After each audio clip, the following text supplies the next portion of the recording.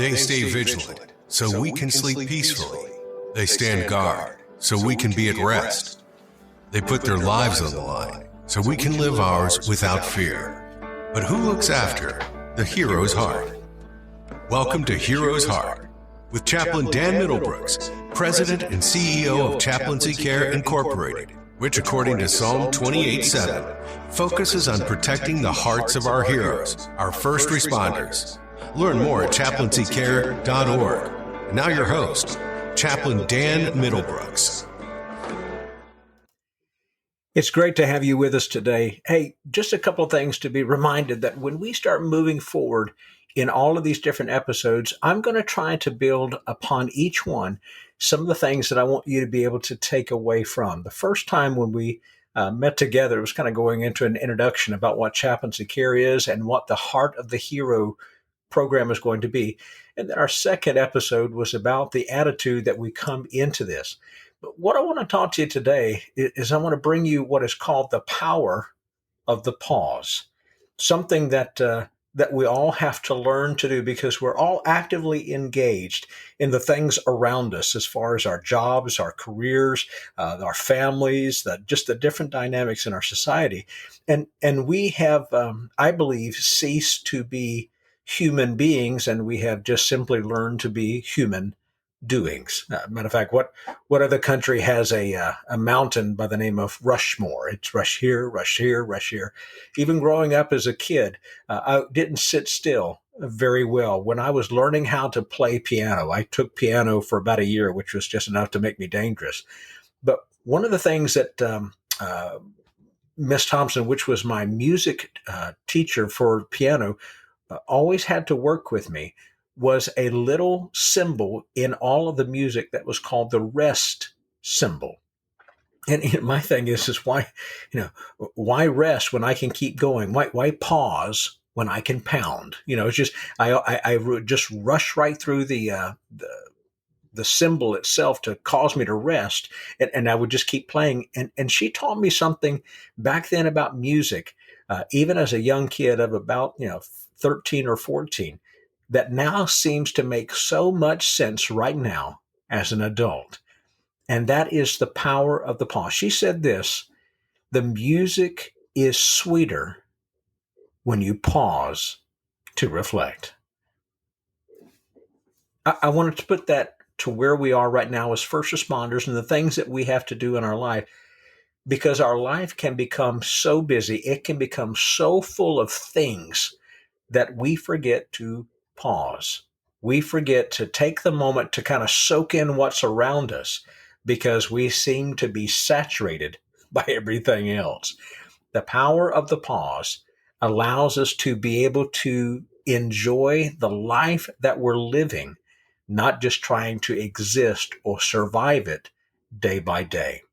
The power of the pause, when we start looking at the opportunities that we're provided every single day, it will be a choice that will be up to us of whether or not we'll do it or not. Now, that's something I want you to go into. And in the time that we have, I want to provide just a couple of ways by which we can learn to do that in a self-promoted resiliency program. When I call self-promoted, because every one of us has a different need to be resilient. And there is what I call guiding principles about resiliency. But there's no cookie cutter approach in resiliency. At a later episode, we're going to kind of dig deeper into that because it's absolutely fascinating about how each and every one of us are wired. And sometimes we can short circuit ourselves as well as other people when we try to make them who we are rather than who they need to be. And it's the same thing for us. And you will hear me say this countless times again and again and again, is that you are made an original. You are extraordinary. You are not made to become a carbon copy of somebody else. You were made an original. Don't die a copy. And so what I'm going to tell you are just some what I call universal principles in resiliency, and how you apply that to yourself. It's going to be really up to you. It's going to be how you approach it and what you're willing to do with it. So one of the first things about learning how to pause in life starts first by regaining control of something that is just automatic in our body. When we talk about the autonomic nervous system, now I'm not going to get all technical and medical and stuff with you, but when we go to the sympathetic and the parasympathetic nervous system, these are the things that react in our body when things are happening around us. The sympathetic nervous system, just in a very simple form, acts like our gas pedal. It says it's go time. This is where things start happening in your system. And when we go into stress management, I'll go into a little bit deeper on that. The parasympathetic is your brakes. This is the one that says, okay, everything is over. Let's slow this puppy down. And so there's some things that are happening automatically. Again, it's autonomic nervous system, which means it just happens automatically, that are happening in your body because your body is an incredible work of art by God. Now, when you're doing this, a couple of things that seem out of control, sometimes our heart rate, our breathing, and things of that nature, but there is something that we can regain control of that keeps us from going to black. When we talk about many of you as first responders understand what I'm talking about, because most people kind of live in the white, and that means that they're just kind of going beyond life and sort of singing the song "Don't worry, be happy." They're just there.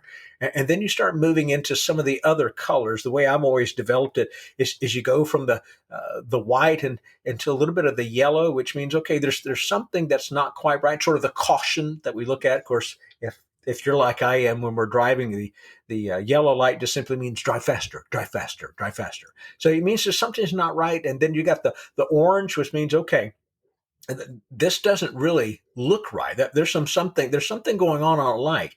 And then it's a preparatory for going into red. Red means there's an emergency.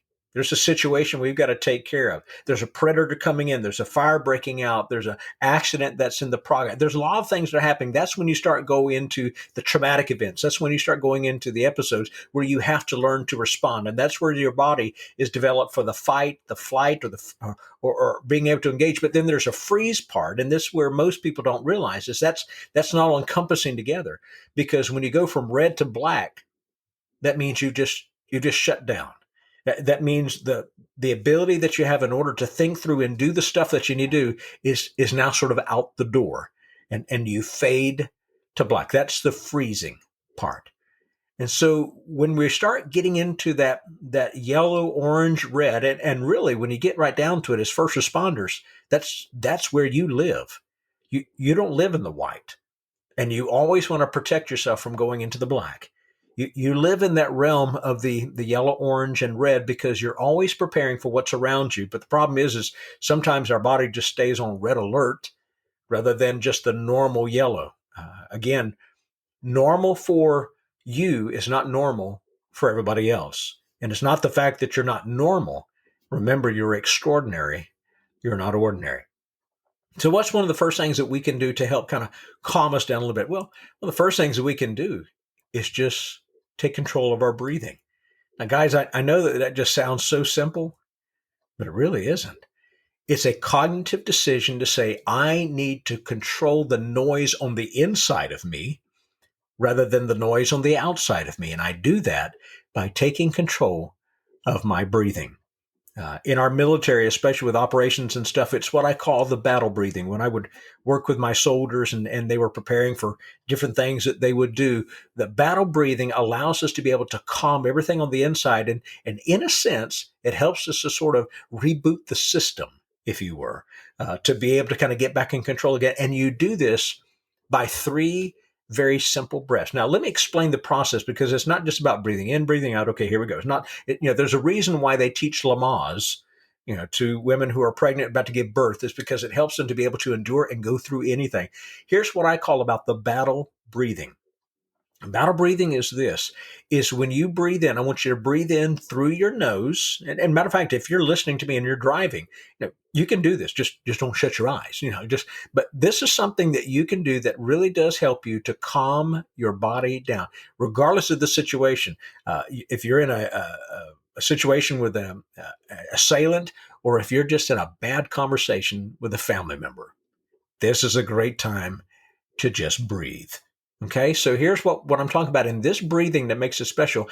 You breathe in through your nose, you hold for breathe in for 4 seconds, you hold for 4 seconds, and then you breathe out through your mouth And then for 4 seconds you hold. So let me do it with you while you're listening to me. And again, if you're breathing if you're writing, or if you're just sitting still, let's just do this, because I want you to practice how to breathe, because it's a cognitive, decisive decision that helps us to be able to control the noise. So let's do this together. All right.